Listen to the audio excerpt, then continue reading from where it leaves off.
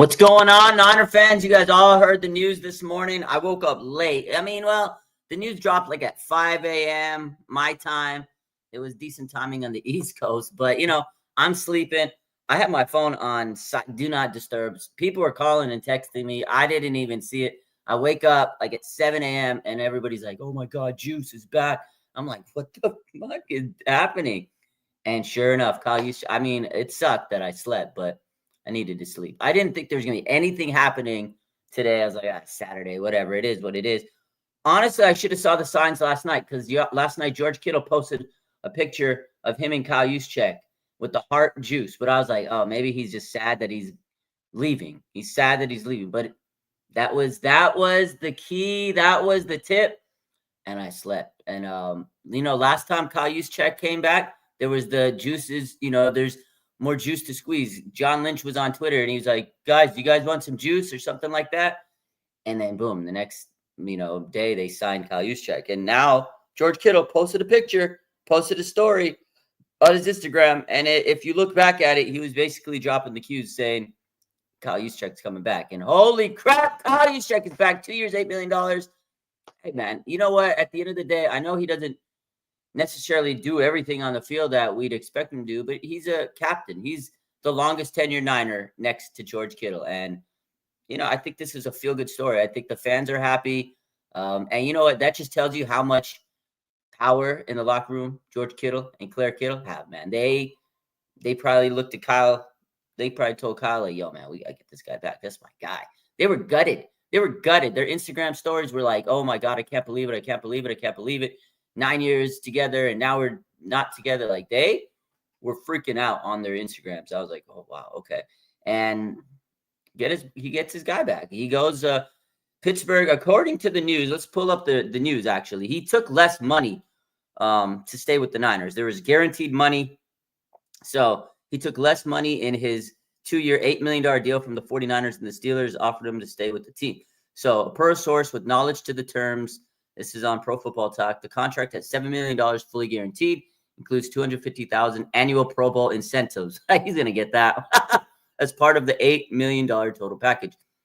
He made it every year since 2016. He'll likely continue the streak, primarily since few can name any other NFC fullbacks. He took ultimately a relatively small pay cut, but emerged with 2 guaranteed years. The 49ers made that move at a time when the Steelers were told were hot on his trail. The Raiders and Lions also had interest, but it came down to Pittsburgh or San Francisco. In the end, the 49ers came through. They gave him 2 years, guaranteed money. The Steelers couldn't do that, and the 49ers said, here, man, just please come back. We love you, Kyle. Here's guaranteed money on the table. And he comes back to the Niners. He chose the Niners over the Steelers. Cue the Minkah Fitzpatrick stiff arm. You remember the stiff arm he did to Minkah Fitzpatrick? That's what went through my mind when I saw that. I was like, oh, my God. He chose the Niners over the Steelers. And he stays home. He stays home with the Niners. He's going to retire a Niner most likely. That's crazy, man. Kyle Juszczyk's back. Fan favorite. I think a lot of fans are very happy. Kristen Juszczyk said, she posted on her Instagram and said, this past week has really made Kyle and I reflect on our 8 years in the Bay. We grew up here. We turned friends into family. We won championships here. We lost championships here. We feel so incredibly blessed to have called the Bay the home for the past 8 years.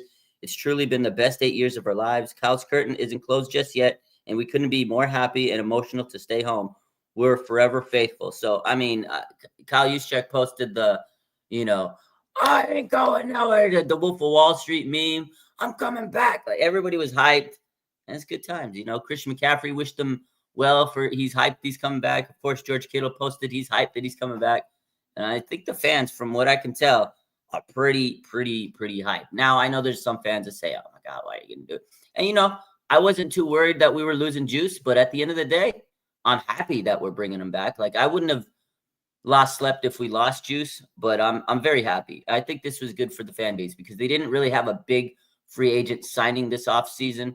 Again, they're spending less money. They're taking smaller known names, but this was a big locker room guy, and I think that really made the fans very, very happy. Let's take a look at some of these comments. I was fine with him leaving, says Mario. I think a lot of people. Leon says, I guess I'm okay with him coming back, but he's not younger, still overpaid. Don't care what anyone says. His blocking has sus last year. Yeah, again, and that's what I said, last week. I said, he's kind of digressed. He hasn't really been doing what he has been doing over the years. I looked at his stats. His stats have declined every year, but I think this was a move for the locker room. Like, this was a locker room move. You can't lose Debo, Kyle Juszczyk, Dre Greenlaw, Talanoa Hufanga, and Kyle Juszczyk. You couldn't lose all of those guys for the locker room purposes. Like, yes, you can replace those guys. We're going to be able to replace Debo. We're going to replace Talanoa Hufanga talent-wise. You can replace these guys talent-wise. You just can't replace the impact they have on a locker room. And I think that's where the 49ers were saying, okay, they have to keep this guy just for the term of George Kittle's mental stability. You could tell George Kittle was very sad over the last couple of weeks. I'm not going to lie to you. Jesus says, no team was overpaying in abundance. Yeah, nobody was going to overpay. Nobody was going to overpay the guy. Like, that's the thing. He wasn't going to get a big contract. But the thing that you keep a guy like Kyle Juszczyk, he's a glue guy, is all I'm saying. I know he's not going to go and get you 100 yards rushing, 100 yards receiving. He's not going to get you that big time, elite skill player type stat line on a Sunday, Thursday, wherever night you play.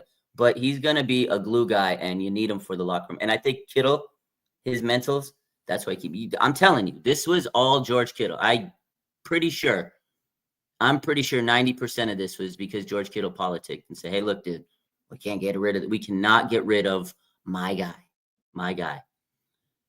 Jesus says, fans not happy. I'm pretty sure they are. Go check out everybody in the comments. Everybody's hyped up. I asked the question, how are you guys feeling? Most fans are feeling, I got like 40 texts this morning of people saying, oh my God, I can't believe Juice is back. 90% of this fan base is pretty happy that Kyle Juszczyk is back. Trust me, that's the pulse of the fan base, my guy. Danny says the Niners' biggest signing this offseason was a guy that was already on the team. Fan favorite, man. It's a fan favorite. That's the thing. They had to bring one of those guys back, and they brought back Kyle Juszczyk because he was the cheapest of all of those guys. Talanoa, Dre, Charvarius Ward, all those guys. So Adrian says every offseason tops the previous for all the drama. They are a dramatic bunch. They live for the drama, guys. Leon Sandcastle says Lombardi was a major knob slobbing this morning over I'm sure there was. I'm sure a lot of people were, because everybody's, oh my God, Kyle Juszczyk, he's back. I'm happy. It's cool with me. I'm happy. Like I said, I wouldn't have lost sleep if we lost Kyle Juszczyk. I was prepared for him to go, but it's surprising. It's pretty, to me, it's pretty crazy that the 49ers were able to do this, because I thought he was long gone. The Niners cut a player and bring him back. Fucking crazy. They probably said, look, this is probably how it went. They said, all right, Kyle, this is how much we want to pay you. This is how much we want to pay you. Okay? Take it or leave it. And he's probably like, I think I'm worth more than that. This is Kyle Juszczyk. I think I'm worth more than that. $7 million guaranteed, $8 million. I think I'm a fullback, a Pro Bowl fullback, all-pro fullback. How many all-pro fullbacks are in the league? He probably said, how many all-pro fullbacks are in the league? There's not a lot of them, because there's not a lot of fullbacks. How many all-pro fullbacks are in the league? I could go get more money. Goes to these teams. He's talked with Pittsburgh. He's at the facility. How much can you give me? How much can you give me? Oh, you guys don't really pay for a fullback. Call up John Lynch. Hey, John, is that contract still on the table? Yeah, the $7 million. Yeah. Same numbers. All right, bet. I'm signing it. I'm coming home, baby. Juice is back. It's probably how it went down. He probably said, I can get more money on the market. And he's like, I'm going to bet on myself. That's what most players do. Arik Armstead did the same thing last year. He said, I ain't taking no pay cut. I'm no sucker. I'm not taking a pay cut. Some team will pay me more. And Jaguars were the some team. And Kyle Juszczyk probably said, let me call Armstead. Hey, Armstead, how did you do it? He just said, just tell them you can make more somewhere. Okay. Released his ass. And he went, looked for a contract. He probably could not find more money than the 49ers were willing to give him. And maybe if he did, it was a little bit more, but it probably wouldn't have been with all the incentives, with all the Pro Bowl incentives. It probably wouldn't have been a 2-year deal. The Niners gave him 2 years with guaranteed money. I don't think he was going to get that anywhere else. So the 49ers said, hey, this is what we got for you, my boy. And he says, all right, I'm coming home. He tucked his tail and came back home. Kyle Juszczyk came back home because he got a better deal with the 49ers ultimately. It's a weird situation, but he's a locker room guy, and George Kittle's going to be the happiest man in the world. He already is. He's hyped up. So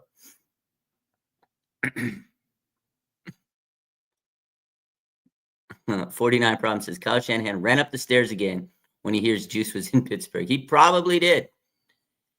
Jesus says, I can be a cheerleader in the locker room. I'm sure you can. I'm sure a lot of people can do what Kyle Juszczyk does at this point in his career. But you know what? None of you guys can make George Kittle happy. That's it. Bottom line. George Kittle's, they're like best friends. Their wives are like best friends. They go on travel dates together. They go on all types of travel, vacations together. So that is, to me, the biggest key in bringing back Kyle Juszczyk is you got to keep George Kittle happy. And that's exactly what they did. So I don't know if any of you guys are going to be able to keep George Kittle and Claire Kittle happy. That's it. Bottom line. That's where it went. Abel says, I thought he already signed with the Steelers. Never already signed with them. But yeah, Kittle and CMC didn't want Juice to go anywhere and wouldn't allow it. It was Kittle and CMC. Yeah, Chris, I could see CMC also. I mean, he's part of the clique, right? The little Cabo clique. You got Kyle Juszczyk, you got George Kittle, and you got CMC. And all three of their wives are besties. You got especially Kristen and Claire. And then Olivia, she's part of the little trio there. And they wouldn't have. I agree with you, Chris. I don't think they would have allowed this to happen. And at the end of the day, Niners bring back a long-time Niner. I mean, he's been there since Kyle Shanahan and John Lynch took over, just like George Kittle. They drafted George Kittle in the first draft. They signed Kyle Juszczyk in the first free agency. They're going to go down and retire together. That's what it is, man. They're going to play it out. They're going to retire together. They're going to go down as bros. Whether fans like it or not, some fans love it. Some fans hate it because, Kyle's, I mean, like I said, he's past his prime. He's not out there putting much, stats, and his blocking definitely did digress a little bit, but they love him. And that's what they brought him back for the culture. And again, most like Niner fans, they love Kyle Juszczyk. So it's like, okay, at least do something nice for the fan base. And I think that's what this was about, is they had to keep, you're going to have to be able to keep at least one guy, Dre Greenlaw, Talanoa Hufanga, Charvarius Ward, Kyle Juszczyk. Every year they lose most of their, big free agents, but they always bring back one or two. And this year, the one guy they brought back was Kyle Juszczyk. So, three amigos, yeah. JR says, I don't know how people can hate on this. He's the best fullback in the NFL on a run-heavy team, and now we got him for cheaper. Yeah, at the end of the day, Niners do run the ball a lot. I think a lot of people are expecting the Niners to change their philosophies, right? Change their running attack, change their offensive scheme, right? Maybe Kyle was going to evolve. That's what I thought. They got rid of Kyle Juszczyk. He got rid of Debo. Now you bring back Kyle Juszczyk. So maybe they're not going back away from 21 personnel. I think a lot of people did expect them to go away from that because that's what people were tweeting and stuff. But you got to let it play out, man. You just got to let everything play out. Let free agency do its thing, because, again, if you're judging everything on Monday, which was the first day of free agency, you're going to be freaking out, but yeah, let it play out. It's weeks. It's free agents. It's a wave of free agency, right? This is the first wave of free agency. Next week's going to be another week. And then the draft comes in a few weeks. And then after that, if there's any straggling players that never signed and you didn't draft anybody to cover a certain roster spot, you can go get a cheap old veteran, So there's waves of free agency, and we got to be patient. But people want to just, boom, jump the gun and say this and say that and say this and say that. And again, you got to be patient. And the 49ers are a team that draws everything out. We've seen it with contracts. We've seen it with free agency. They take their sweet ass time, man. They really do. How much did he sign for? So you got a 2-year, $8 million deal. Let's take a look at the actual specifics. We mentioned it earlier. I'll say it again.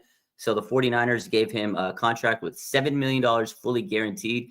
And it includes annual $250,000 Pro Bowl incentive bonus. So there's a total of $8 million that he can make with the incentives, with the guarantees, all that good stuff. So, he's making the Pro Bowl, because I couldn't tell you another Pro Bowl fullback in the league, or especially in the NFC. There's not many NFC fullbacks. So he's going to make his extra money through the Pro Bowl incentives.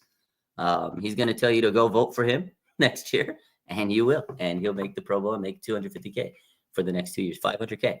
So that's it. He's getting $7 million guaranteed, 2 years, $8 million total. It took a little less money to come back, but at the end of the day, Kittle gets his guy. Jesus says this means they're not drafting Scatterbo. I don't necessarily think that's true. They could still draft Scatterbo. Everybody thinks Scatterbo is a fullback. He's not. He's a running back. So yeah, you could draft Scatterbo still. You can still get him. My man, everyone's worst nightmare says only 3 teams he's a fullback, and that's why he's in the Pro Bowl smart guy. He's a smart guy. I mean, if you really think about it, Harvard man, he's smart. He's like, I could continue to play fullback. In my contract, I can write, if I make the Pro Bowl, you give me extra money. Hey, guess what? There's like 4 fullbacks in the league. The odds are he's probably going to make the fullback Pro Bowl. Like, he'll be a Pro Bowl fullback. That's extra. It's $250K for not really doing much in terms of what the other guys are doing. So smart man. That's a smart guy. If I'm Kyle Juszczyk, I'm doing the same thing. I'm going to play fullback. There's not a lot of them left in the league. It's not 1986. And guess what? Hey, in my contract, I'm going to write, please put in an extra incentive if I make the Pro Bowl. And then I'm going to hammer for that Pro Bowl. I'm going to be a fan favorite. Because guess what? He's a fan favorite. Guess what? He's going to tell you, go vote for him. That's what we're going to do. We're going to go vote for him because he's a fan favorite. He's best friends with George Kittle. George Kittle's a fan favorite. They're going to get your votes. He's going to go to the Pro Bowl. He's going to make $250K. That's a smart man. It's all up in here. Harvard grad. Smart man. Smart ass. That's smart. Danny says we need to set up Purdy with the supermodel wife so he can take less money. Unfortunately, he's married already, and I don't think he's going to leave her anytime soon. So,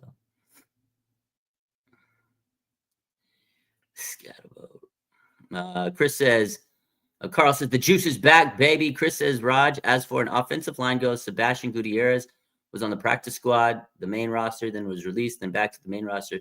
Could he be a starter after gaining some experience? I don't know, man. Those practice squad guys, sometimes they can, sometimes they can't.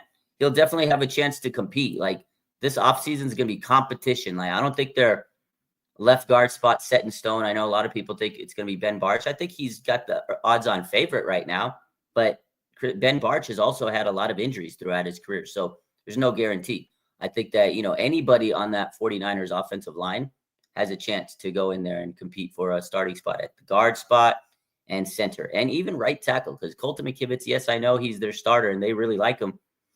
If somebody can go out there and showcase that he's better, for that spot, they can take it. But Colton McKivitz has played now 2 years as a starter at the right tackle spot, so he has experience over a lot of guys on that line.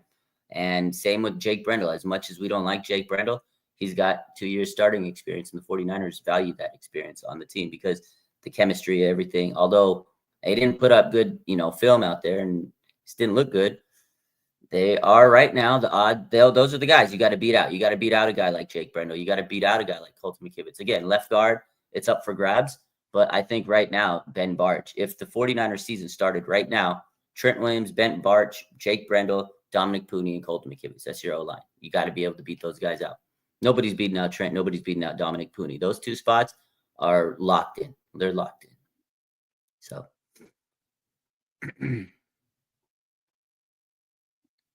how do I see Brock's deal playing out, and when do I think it's going to be done? I mean, I hope it's done before the draft in April, but knowing the Niners, they always draw things out. It's hard to say because there's so much speculation on it. From my understanding is the 49ers do want to get it done, faster rather than later, just like Brock does. But the numbers is going to be the situation. I think the 49ers will offer him 50 and he'll take it. I think ultimately it'll come down to that. I really don't think Brock's going to make this too difficult, but it depends on the agent. That's what I think. I think it's going to be guaranteed money is going to be the one issue they're looking into. And then, how many years? I think 3 years would probably be perfect. Maybe the agent wants 4. So I honestly think it won't be as messy as like Debo and Brandon Ayuk and Nick Bosa. But I do think it might draw out a little bit longer, maybe into May. But I hope that it gets signed by April sometime before the draft. So we'll see. You hear so many different reports on this contract. There's, Kawakami, and then Rap Sheet last week says there's no deal imminent, and everybody's saying different things. And then you have people saying that they're way off on a agreement. Then you have Rossini and Jason LaCanteras disputing whether they announced or whether they offered him $45 million. At this point, it's all smoke. We don't know. I'm just going to wait till it plays out, and I honestly think it'll be $50 million contract, 3 years, $150 million guaranteed. You'll probably get it all guaranteed. 50 a year for 3 years, 150. Maybe they just guarantee all of it to him, and they make it nice and easy for him. $50 million for him is life-changing. For anybody, it's life-changing. But for him, especially, who is making barely $1 million, I think that's a fair contract. So James says, I have Buford as a back guard as he can play right guard and left guard. Yeah, he's definitely in the mix there. He's definitely in the mix. Jimbo says, Juice is best friends with Christian McCaffrey. Stanford guys need someone to talk to Harvard guys. Featured, yeah. Juice and CMC, they're both smart guys. Harvard and Stanford. Got to keep them together. And again, George Kittle, Christian McCaffrey, Kyle Juszczyk. 3 amigos. They're back together, baby. But yeah, Kyle Juszczyk's back. Some of you guys are happy. Some of you guys are pissed off. You can never make everybody happy. I'm excited. I'm hyped up. I like it in terms of locker room culture. I think he's a good locker room guy. I think him and George Kittle are, being best friends, and Christian McCaffrey for that matter. I think it was good for them, mentally as the leaders of this team. I think it's good for them to get their guy back. I think it's good ultimately for the locker room. You lost a lot of good locker room guys, Talanoa Hufanga, Charvarius Ward, Dre Greenlaw. You lost a lot of guys, Deebo Samuel. You lost a lot of guys in that locker room, and at least you got to keep one of them. I know he's not the best one out of all of them. I know he's not the most, elite skill position guy because he hasn't put up as many stats as, you'd like him to put up. But, hey, he's a fullback. What do you expect? And at the end of the day, it's a fan favorite. I think the fans are going to be very excited. And I think, again, George Kittle, Christian McCaffrey, mentally it's good for them. And it is what it is. You're not going to change your offensive style, and you get to keep kind of moving in the same direction. And now you just got to keep building the O-line and the D-line. So, like I said, I wasn't going to lose sleep either way. Like, I'm not going to be, oh, my God, Kyle Juszczyk's gone. Oh, no. Like, a lot of fans were. And I'm not like, oh, my God, Kyle Juszczyk's. Oh, my God. It's the greatest news of all time. Like, it was good news. It was like, wow, it was shocking. I woke up and I was like, Kyle Juszczyk's back. Oh, crap. I slept through. But at the end of the day, man, it's good for the team. I think it's good overall for the morale of the team. And, hey, at the end of the day, he's going to be a Niner for life. You got to love that. So that's it. That's my take on it. I'm happy. I'm happy for Kyle Juszczyk. I'm happy for the fan base. I'm happy for the Kittles and the McCaffreys. They all get their bestie back. And we're all going to be one happy family. You guys have a good rest of your day. Go Niners. Stay tuned for more.